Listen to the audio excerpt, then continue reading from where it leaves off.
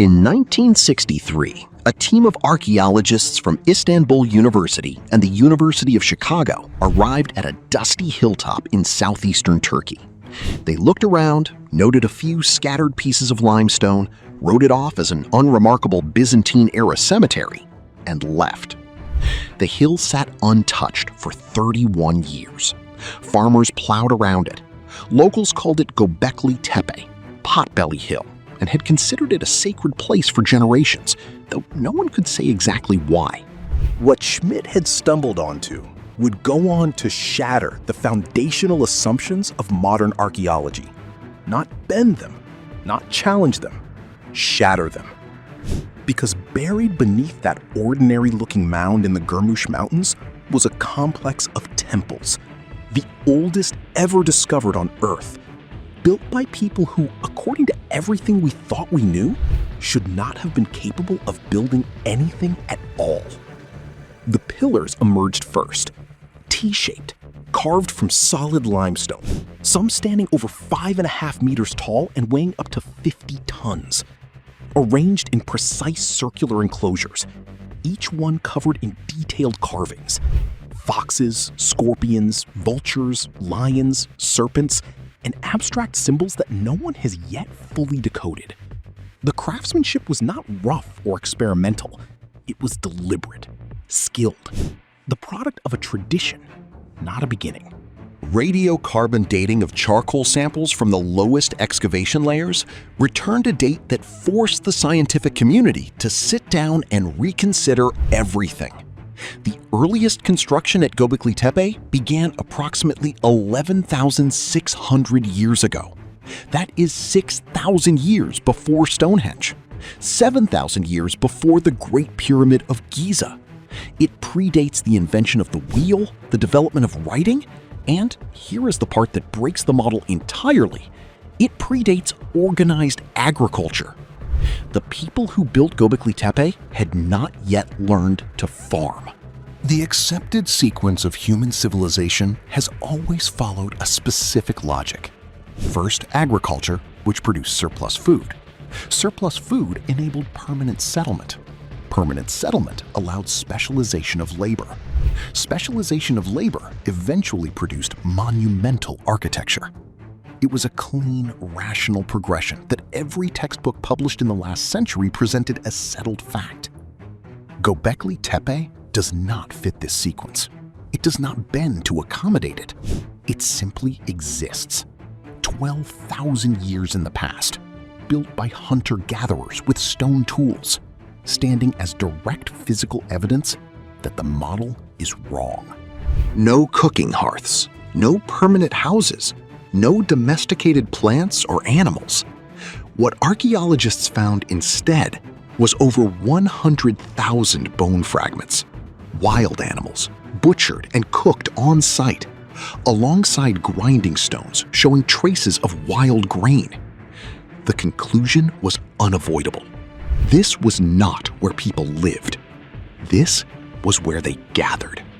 A ritual center, a temple complex drawing in groups from across a vast surrounding region, fed and sustained by communal hunting and foraging while they labored on structures that would have taken generations to complete.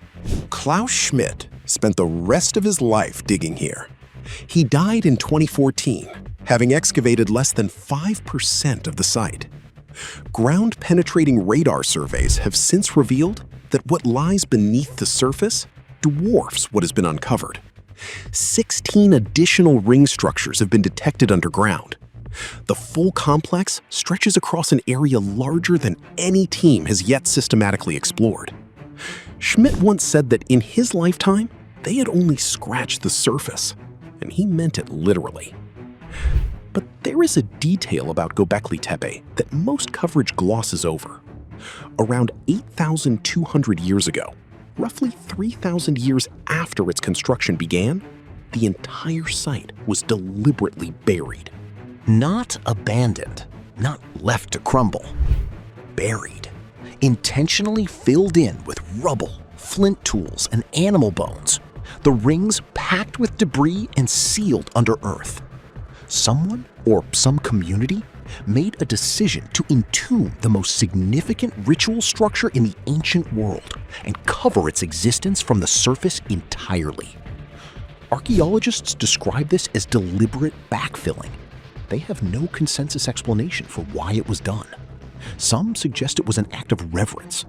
Others propose that the site had simply served its purpose and needed to be ritually decommissioned. What no one can adequately explain is the scale of effort required to bury it, or why a culture capable of building Göbekli Tepe chose to make it disappear. The carvings are the other mystery that remains wide open. Pillar 43, known informally among researchers as the Vulture Stone, depicts a scene of extraordinary complexity. A headless human figure, a vulture holding what appears to be a severed head, a series of symbols that some researchers, including those who have analyzed the arrangement of constellations above Göbekli Tepe in ancient star maps, believe may represent a specific astronomical event, possibly a comet strike or major celestial impact dated to the same period as the Younger Dryas, the catastrophic climate shift that ended the last ice age. The carving may not be decorative. It may be a record, a warning, a memory encoded in stone by people who had witnessed something they needed future generations to know about. That interpretation remains contested.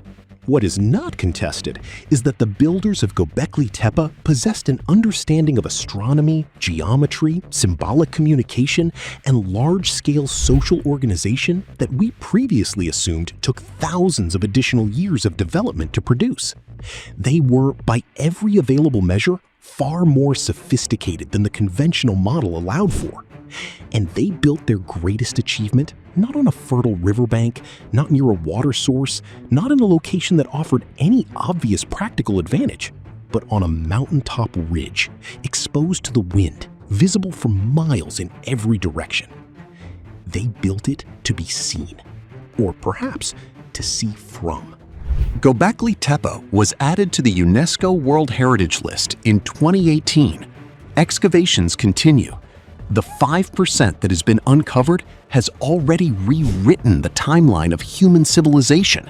What lies in the remaining 95% is a question that may take another century to answer, if it is ever fully answered at all. The hill that two sets of archaeologists walked away from sits in southeastern Turkey, 30 minutes from the city of Urfa. It was always there, under the plow lines, under the farmers' fields, under 31 years of academic indifference. The oldest temple on Earth, hiding in plain sight, waiting for someone who would not simply walk away. Klaus Schmidt did not walk away. And because of that, everything we thought we knew about the beginning of human civilization had to be rewritten from the very first line. The question that remains, the one that no excavation has yet answered, is not what Göbekli Tepe was built for. It is what else was built before it, in places we have not yet thought to look, by people whose full story is still buried somewhere beneath our feet.